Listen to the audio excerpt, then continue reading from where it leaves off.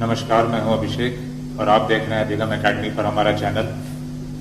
आज हम बात करेंगे भारत में यूरोपीय आगमन के बारे में। भारत में यूरोपीय आगमन के बारे में हम पहले भी अपने 2 वीडियो में पहले बता चुके हैं। भारत में यूरोपीय आगमन पार्ट 1 एवं भारत में यूरोपीय आगमन पार्ट 2 के बारे में। भारत में यूरोपीय आगमन पार्ट 1 में हमने बात की थी पुर्तगाली व्यापारी जो भारत आए थे उनके बारे में, और जो दूसरा वीडियो था भारत में यूरोपीय आगमन पार्ट 2 उसमें हमने डच और डेनिश व्यापारियों के बारे में बात की थी कि वो किस तरह से भारत में आए, उन्होंने अपने व्यापार का संचालन किया और कब उनका व्यापार का प्रभुत्व व उनका उपनिवेश भारत से समाप्त हो गया। आज हम बात करने वाले हैं भारत में यूरोपीय आगमन पार्ट 3 के अंतर्गत फ्रांसीसी व्यापारियों के बारे में। भारत में फ्रांसीसी व्यापारी कैसे आए और किस तरह से उन्होंने भारत में अपना व्यापार और अपना उपनिवेश स्थापित किया, इन सब विषयों पर हम चर्चा करेंगे। दोस्तों, फ्रांसीसी व्यापारी भारत आने वाले व्यापारियों के क्रम में अंतिम यूरोपीय व्यापारी थे। सर्वप्रथम पुर्तगाली व्यापारी भारत आए, इसके पश्चात डच के पश्चात अंग्रेजों के पश्चात डेनिश और डेनिश के पश्चात अंत में फ्रांसीसी व्यापारियों का भारत में आगमन हुआ। 1664 ईस्वी में जब फ्रांस में लुई 14वें का शासन हुआ करता था, इस समय उनके मंत्री कोलबर्ट के द्वारा भारत के साथ फ्रांसीसी सरकार के व्यापार के लिए एक कंपनी का गठन किया गया था, जिसे फ्रेंच ईस्ट इंडिया कंपनी कहा जाता है या कंपनी देस इंडस ओरिएंटाले, उनके द्वारा फ्रेंच भाषा में इस शब्द का प्रयोग किया जाता था। यह कंपनी एक सरकारी सहायता प्राप्त कंपनी थी, अर्थात सरकारी कंपनी हुआ करती थी फ्रांस की, और इस कंपनी के माध्यम से जिसकी स्थापना 1664 ईस्वी में की गई थी, इसके माध्यम से 1667 ईस्वी में एक फ्रांसीसी व्यापारी फ्रैंको कैरो के नेतृत्व में एक व्यापारियों का दल भारत पहुंचा। इस व्यापारिक दल के साथ एक ईरानी नागरिक भी भारत आया था, जिसे मरकरा कहा जाता है। इसके द्वारा भारत में व्यापारिक कारखानों की स्थापना के लिए फ्रांसीसी व्यापारियों का सहयोग किया गया। मरकरा के द्वारा भारतीय शासकों के साथ बातचीत कर फ्रांसीसी कंपनियों को विभिन्न क्षेत्रों में स्थापित करने में सहयोग मिला। फ्रांसीसियों ने 1668 ईस्वी में जब भारत में मुगल बादशाह औरंगजेब का शासन हुआ करता था, उस समय सूरत में अपना पहला कारखाना या पहली फैक्ट्री कोठी स्थापित की एवं यहां से अपना व्यापार शुरू किया। इसके पश्चात 1669 में फ्रांसीसियों के द्वारा गोलकोंडा क्षेत्र में मासुलीपट्टनम में, जो कि वर्तमान में आंध्र प्रदेश क्षेत्र में आता है, यहाँ पर अपनी एक व्यापारिक फैक्ट्री स्थापित की। यह दूसरी महत्वपूर्ण फैक्ट्री थी। इस फैक्ट्री के प्रमुख के तौर पर फ्रांसिस मार्टिन को निदेशक के तौर पर या डायरेक्टर के तौर पर भेजा गया था। फ्रांसिस मार्टिन एक महत्वाकांक्षी फ्रांसीसी कंपनी के डायरेक्टर या निदेशक हुआ करते थे। इन्हें भारत में फ्रांसीसियों का वास्तविक संस्थापक भी कहा जाता है। इन्होंने बड़ी संख्या में भारत में फ्रांसीसी बस्तियों की स्थापना की। इसके पश्चात 1673 ईस्वी में वलीकोंडापुर क्षेत्र के सूबेदार शेर खां लोदी हुआ करते थे। शेर खां लोदी से फ्रांसिस मार्टिन ने पुडुचेरी या पौंडीचेरी भी जिसे कहा जाता था, पौंडीचेरी या पुडुचेरी क्षेत्र को प्राप्त किया एवं यहाँ पर फ्रांसीसियों ने अपने व्यापारिक कारखाने एवं व्यापारिक गतिविधियों में वृद्धि की। पुडुचेरी जो शहर था, यह बड़ा संपन्न क्षेत्र था। अंग्रेजों की राजधानी कोलकाता हुआ करती थी, वहीं पुडुचेरी फ्रांसीसियों का मुख्यालय हुआ करता था।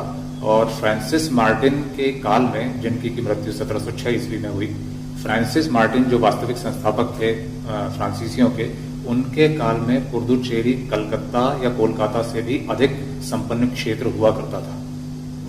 इसके पश्चात फ्रांसीसियों ने धीरे धीरे अपने प्रभाव में वृद्धि की। 1790 ईस्वी में शाइस्ता खां, जो मुगलों के सूबेदार हुआ करते थे, शाइस्ता खां से चंद्रनगर को प्राप्त कर लिया गया। इसके पश्चात शनय शनय धीरे धीरे फ्रांसीसियों के द्वारा विभिन्न क्षेत्रों में अपनी फैक्ट्रियां स्थापित की गई। 1723 ईस्वी में फ्रांसीसियों ने यनम, 1725 ईस्वी में माहे एवं 1739 ईस्वी में कराईकल में फ्रांसीसियों ने अपनी व्यापारिक फैक्ट्रियां स्थापित की एवं इस क्षेत्र में अपना प्रभुत्व स्थापित किया। वर्तमान में जो पांडिचेरी क्षेत्र जो गठित किया गया है वह पांडिचेरी, यनम, माहे, कराईकल को मिलाकर के गठित किया गया है। इन क्षेत्रों पर फ्रांसीसियों का प्रभुत्व स्थापित हो गया एवं उनका व्यापार शुरू हो गया। व्यापार सुचारू रूप से संचालित होने लगा। अब फ्रांसीसियों के द्वारा भारत से नील, सूती वस्त्र, मसाले एवं विभिन्न प्रकार के उत्पादों का फ्रांस के लिए या यूरोप के विभिन्न देशों में निर्यात किया जाता था। और अब फ्रांसीसी व्यापारियों को डच, डेनिश, पुर्तगाली एवं अंग्रेज व्यापारियों के साथ व्यापारिक क्षेत्रों को लेकर के या व्यापार पर एकाधिकार को लेकर के समस्याएं उत्पन्न होने लगी। मुख्य रूप से फ्रांसीसियों का टकराव अंग्रेजों से शुरू हो गया। 1741 ईस्वी में जोसेफ फ्रांसवा डुप्ले नाम के एक फ्रांसीसी गवर्नर भारत में नियुक्त किए गए। डुप्ले को कूटनीति का विशेषज्ञ माना जाता है एवं ये फ्रांसीसी कंपनी के बड़े महत्वाकांक्षी गवर्नर थे। डुप्ले के काल में अंग्रेजों के खिलाफ फ्रांसीसी व्यापारियों ने या फ्रांसीसी कंपनी के द्वारा षड्यंत्र रचना शुरू कर दिया गया और इन दोनों के बीच में टकराव की शुरुआत हो गई। 1757 में एक बड़ी प्रमुख ऐतिहासिक लड़ाई हुई थी जिसे कि हम प्लासी के युद्ध के नाम से जानते हैं, जिसमें कि एक और बंगाल के नवाब सिराज उद दौला हुआ करते थे और दूसरी ओर अंग्रेजी सेना थी और इस युद्ध में सिराज उद दौला को पराजित किया गया था। तो सिराज उद दौला को अंग्रेजों के खिलाफ, अंग्रेजी कंपनी के खिलाफ कार्रवाई करने के लिए जो उकसाने में बड़ी अहम भूमिका फ्रांसीसी गवर्नर डुप्ले की रही थी। तो इसके साथ ही साथ अंग्रेजों और फ्रांसीसियों के बीच में टकराव बढ़ने लगा और इसी क्रम में कालांतर में अंग्रेजों या अंग्रेजी ईस्ट इंडिया कंपनी और फ्रेंच ईस्ट इंडिया कंपनी, इन दोनों के बीच में 3 बड़ी प्रमुख लड़ाइयां हुई जिन्हें कि कर्नाटक के युद्ध या कर्नाटक की लड़ाई के नाम से जाना जाता है। कर्नाटक की प्रथम लड़ाई, कर्नाटक की द्वितीय लड़ाई और कर्नाटक की तृतीय लड़ाई। इन तीनों लड़ाइयों के बारे में हम थोड़ा सा समझने की कोशिश करेंगे कि किस तरह से फ्रांसीसी और अंग्रेजों के बीच में टकराव हुआ और अंततः इन तीनों लड़ाइयों की या युद्धों की परिणति क्या हुई। दोस्तों, फ्रांसीसियों एवं अंग्रेजों के बीच जो पहला कर्नाटक युद्ध हुआ था यह 1746 से 1748 के बीच लड़ा गया था। इस युद्ध का वास्तविक कारण भारत में मौजूद नहीं था। यह यूरोप में जो ऑस्ट्रिया एक देश हुआ करता था और ऑस्ट्रिया के शासक या जो राजा थे उनकी मौत हो गई थी। उनके मौत के पश्चात जो उत्तराधिकार को लेकर एक विवाद की स्थिति बनी थी कि उनका उत्तराधिकारी कौन होगा। इस उत्तराधिकारी के निर्धारण में ब्रिटेन और फ्रांस दोनों ही देश हस्तक्षेप कर रहे थे और दोनों के हस्तक्षेप के कारण ब्रिटेन व फ्रांस में जो तनाव की स्थिति उत्पन्न हुई, इसके परिणाम स्वरूप कर्नाटक का प्रथम युद्ध संपन्न हुआ। इस प्रथम युद्ध की समाप्ति 1748 ईस्वी में हुई। यह 2 वर्षों तक चलने वाले इस युद्ध की समाप्ति यूरोप में एक एला शापेल की संधि के तहत की गई थी। इसके पश्चात फ्रांसीसी एवं अंग्रेजों के बीच दूसरा कर्नाटक युद्ध 1749 से लेकर 1754 ईस्वी के बीच हुआ। लगभग 5 वर्षों तक यह युद्ध चला। इस कर्नाटक के द्वितीय युद्ध का मुख्य रूप से कारण भारत में ही मौजूद था। भारत में 2 बड़ी रियासतें हुआ करती थी, जिसमें एक रियासत थी हैदराबाद और एक कर्नाटक क्षेत्र की रियासत।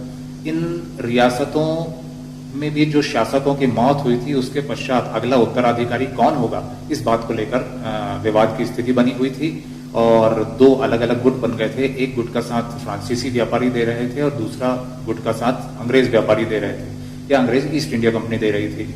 और इसी के परिणाम स्वरूप अंग्रेज एवं फ्रांसीसियों के बीच टकराव की स्थिति बनी और इस युद्ध की समाप्ति पांडिचेरी, जो कि फ्रांसीसियों की राजधानी हुआ करता था, इस पांडिचेरी की संधि के तहत इस युद्ध की समाप्ति हुई। अब बात करते हैं तीसरे कर्नाटक युद्ध के बारे में। तीसरा कर्नाटक युद्ध मूल रूप से यूरोपीय कारणों से और यूरोप में ही इसका कारण मौजूद था। फ्रांस एवं ब्रिटेन के तनावपूर्ण रिश्तों के कारण यह स्थिति उत्पन्न हुई। इसे सप्तवर्षीय युद्ध भी कहा जाता है। 1756 से लेकर 1763 के बीच लगभग 7 वर्षों तक यह युद्ध हुआ और इसी क्रम में भारत में फ्रांसीसी एवं अंग्रेज व्यापारियों के बीच तनाव की स्थिति बन गई और भारत में वांडीवाश का एक युद्ध हुआ था फ्रांसीसियों एवं अंग्रेजी ईस्ट इंडिया कंपनी के बीच। वांडीवाश का युद्ध 1760 में हुआ और इस वांडीवाश के युद्ध में फ्रांसीसी ईस्ट इंडिया कंपनी की ओर से सेनापति काउंट लैली थे, वहीं अंग्रेजी ईस्ट इंडिया कंपनी की ओर से सेनापति आयरकूट थे। और इस तीसरे कर्नाटक युद्ध के तहत जो वांडीवाश की जो लड़ाई हुई थी, इस लड़ाई में, इस युद्ध में फ्रांसीसी पराजित हो गए। और इसके पश्चात, इस युद्ध के पश्चात जो फ्रांसीसियों की जो व्यापारिक फैक्ट्रियां थी और जो पौंडीचेरी था, इस पर अंग्रेजी ईस्ट इंडिया कंपनी का कब्जा हो गया, अधिकार हो गया। 1763 में जब फ्रांस में पेरिस की संधि संपन्न हुई, जिसके माध्यम से इस युद्ध का समापन हुआ, इसके पश्चात अंग्रेजों ने या अंग्रेजी ईस्ट इंडिया कंपनी ने फ्रांसीसियों को उनकी व्यापारिक कारखाने, उनकी व्यापारिक फैक्ट्री अर्थात पुडुचेरी लौटा दिया। और इसके पश्चात फ्रांसीसी केवल पुडुचेरी क्षेत्र तक सीमित होकर रह गए।